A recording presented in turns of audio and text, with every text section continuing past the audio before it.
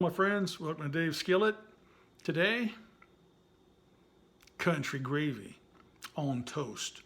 You can use biscuits, doesn't have to be toast, whatever bread you like. That's up to you. But I'm going to do toast. I thought I had this recipe already done. I went through all my videos.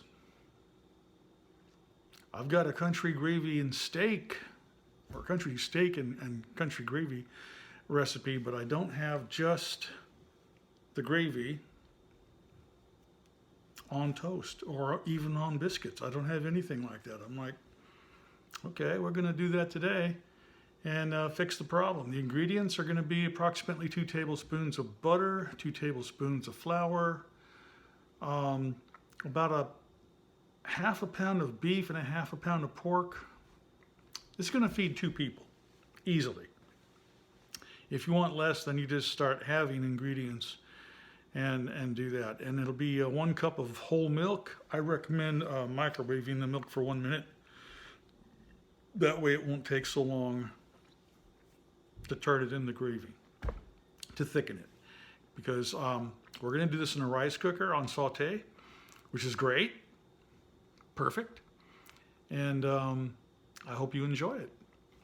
We're going to go right over here now. So the ingredients are going to be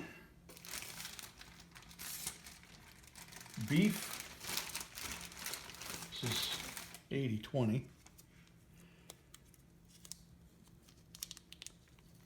If I get the plastic off, we'll get started.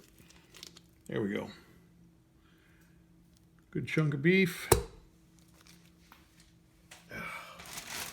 And I have the same amount of pork sausage. The brand is up to you. You can use whatever brand you like. Totally up to you. It's your kitchen. And you're in charge. So there you are. So, with that, I gotta wash my hands now. Because I'm handling raw meat, that's why. So what we're gonna do is, we're going to cook this meat first before we add the rest of the ingredients, which basically are just salt, pepper, flour, and milk, and some butter, about 2 tablespoons of real butter. So, introduce you to the ingredients there. Now, this doesn't take very long to make. And it's one of my favorites. I can't remember not having biscuits and gravy or gravy with toast or SOS. But this isn't going to be SOS because that means I need chipped beef, which I don't have, and that's pretty hard to find these days is chipped beef. I'm like, wow, where do you get that at? Used to be able to get that easily, but now it's like things are just not available any longer or out of business. And not because of COVID. This has been going on for quite some time, for years, decades really. So I am going to use the rice cooker for a lot of recipes coming up because it's quick, it's easy to do, and that's what this is all about. All my recipes are about quick and easy to do. Oh my, did you hear that? That was my elbow. Crack. Ugh. Why does that happen? So we put this in the rice cooker. I gotta move the camera so you can see what I'm doing. We're gonna turn this thing on. We're gonna put it on saute because I gotta saute this beef up. Right. And so now it's on saute. Won't take long, a few minutes, I suppose. It's going to start. Oh. I'm going to go ahead and add some pepper to it.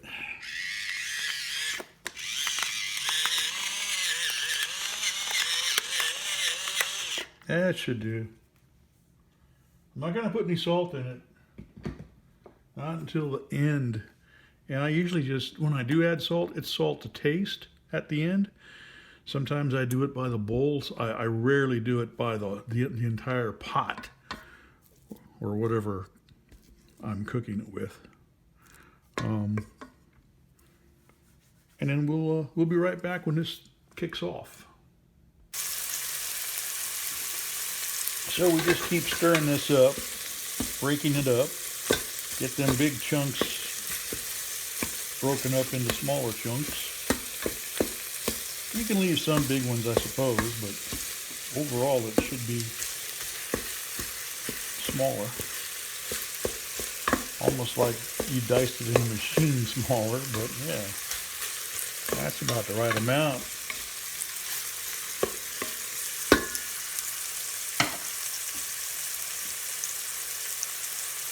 I gotta go and get the flour out, get it ready. Once you get it down to this, you have to make sure that none of the meat is pink or bloody or anything like that. Because since you've mixed it with pork, you're not gonna know which one is which from the other. At least I have a difficult time trying to figure out which is which. I mean, you can smell it, but okay, do be careful. Now we're gonna add 2 tablespoons of flour. That's right, just 2 tablespoons of the flour. I'm gonna get this closer. You can see what I'm doing.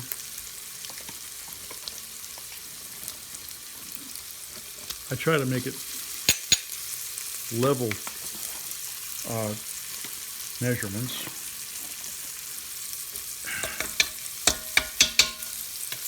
And we add the flour, and now we have to cook the flour into the meat. Oh gosh. That pepper I added is making me sniffle. Ooh.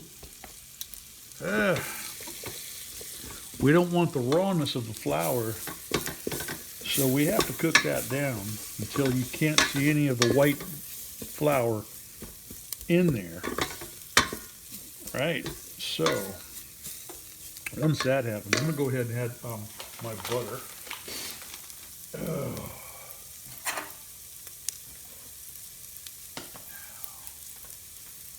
That's about 2 tablespoons.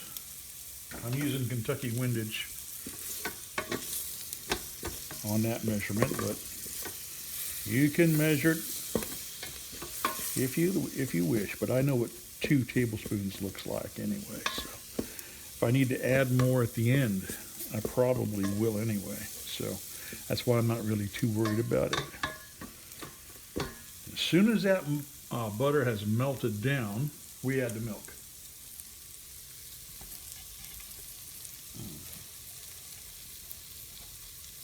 That's good.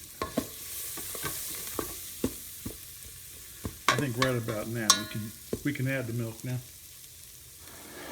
Alrighty then. That's 1 cup. I don't think I'll need any more, but if I do, I've got more. This is the good part. And I have to wait for it to catch up to some heat. Meanwhile, I'm gonna go make some toast.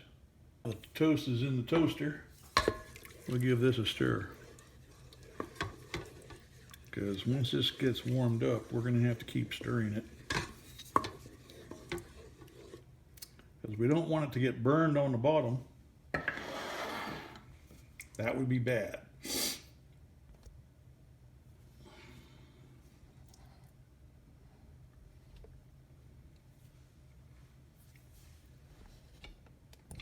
Adjust this camera. My camera stand is giving me a hard time. Okay.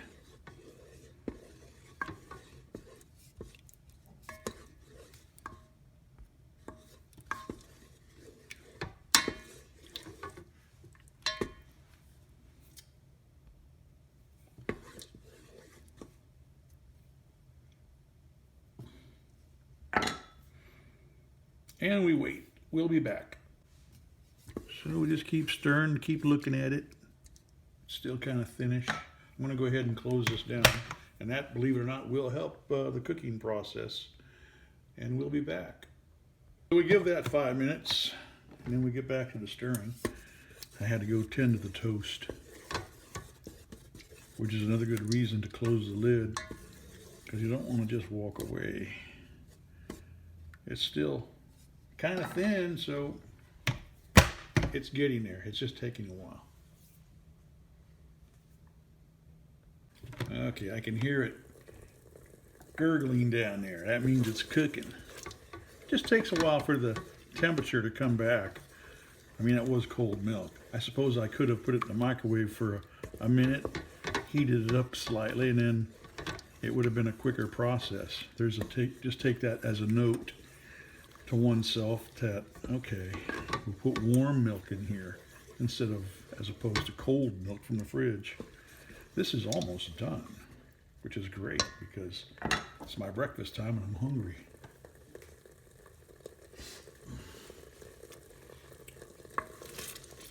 Oh yeah. Yeah, it's definitely getting done. I'm gonna unplug because, yeah, it's pretty much done.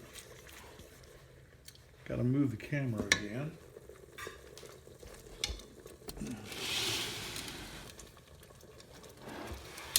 Because we're gonna pull the bowl out of there because I don't want it to continue cooking as it will if I don't take it out. Gotta get my glove mitts on so I don't burn the heck out of myself. There we go. Now,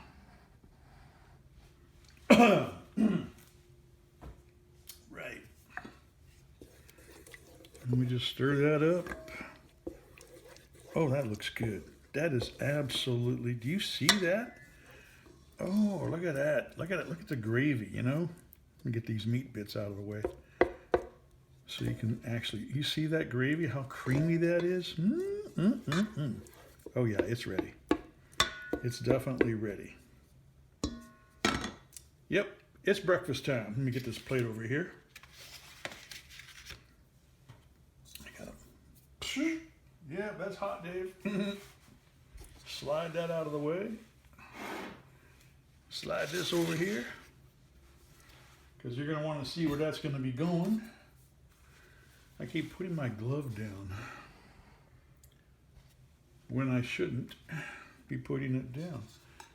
Okay, now I got to use my other glove. Yeah. So you can see what I'm doing here better. If I pour from with my right hand, and you'll see it. Oh, look at that. Look at that. Oh, bullseye. Whew. Oh, yeah.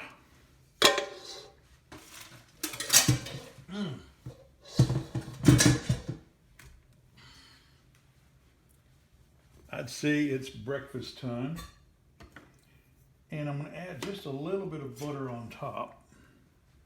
Not a lot, just a little bit. Less than a tablespoon of it, really. Wow. I need a fork. We'll cut a piece off here. Gosh, that looks good.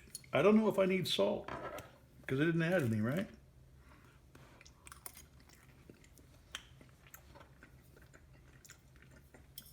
It needs a little bit, not a lot.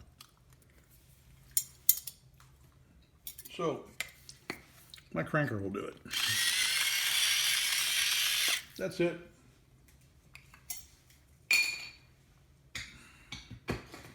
That's sea salt that I'm using. I don't have any iodized salt. I don't use that. Oh yeah.